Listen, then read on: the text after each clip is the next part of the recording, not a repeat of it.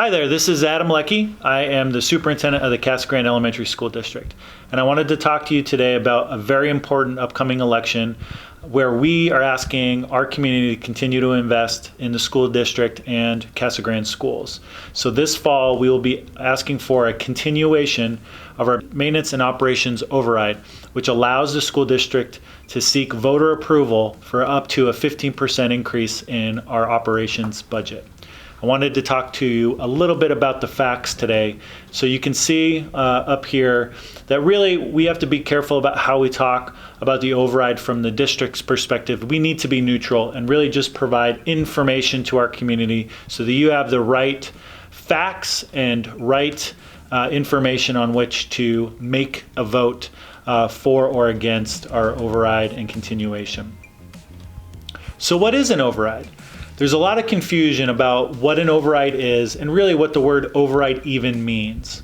Well, Arizona gives every school district a state budget on which to operate, but they also give local school districts the opportunity to ask their community to invest more in their local schools to strengthen their community. So in Arizona, we have the ability to ask our voters to approve up to a 15% override of their regular budget. This does not mean that the school district overspent its budget, only that we are increasing our overall amount by up to 15%. In CGESD, we have, since 2000, asked and were approved for a 10% override from the community. So what does this override go for? What is the override funds used for? Well, school districts add this override amount or the continuation dollars into their general budget. We call that our maintenance and operation budget. It's really important to understand that this is not a new tax for us. This has been in place again since 2000 and most recently was authorized in 2018. Unfortunately, the school district must go out every 4 years for a renewal or we have to phase out those funds from our district budget.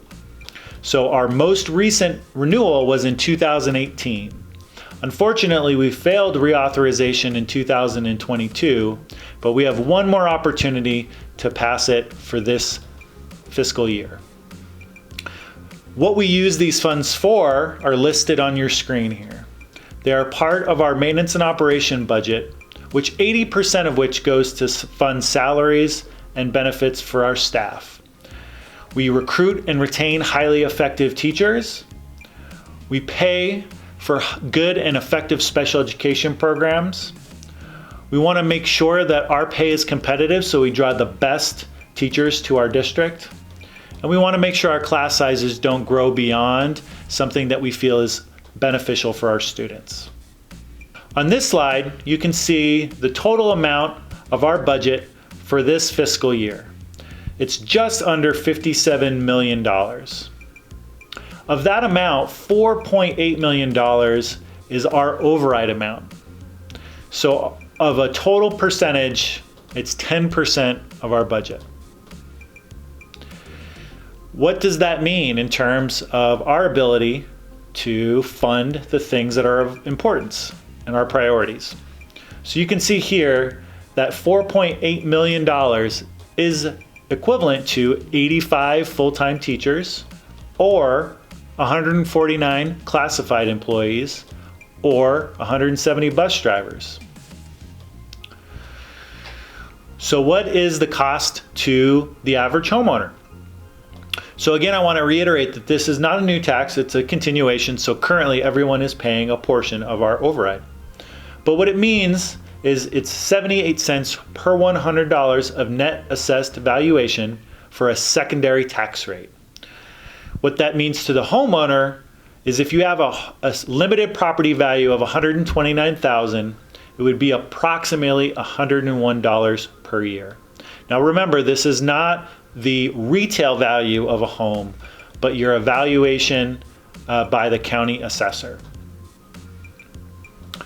Let's talk a little bit about what happens if this override doesn't pass. So again, if we don't renew our override this fall with an approval from the voters, we will be required to phase out the $4.8 million over the course of 3 years. So for next year, we reduce our total $4.8 million by a third, again in the following year in 25, and then finally it is 0% in 2026. So this would again cut about $1.6 million each year until we reach the $4.8 million out of our budget. So there's a little information on school district overrides. It is really important that everyone in our community register and participate in our elections and be active members of our community. Here's information on registration and when ballots will be issued and when they can be returned for this upcoming election. Another important note is it's a mail-in only election and there are only 2 questions that will be on the ballot. A renewal of our continuation at the elementary district and a renewal for the continuation at the high school district. Again, we encourage everyone to vote and be active in the process. If you have any questions, please feel free to reach out to us at the information on your screen. We want to make sure we answer any questions or provide any clarification that our community needs to be informed. Thank you and have a great day.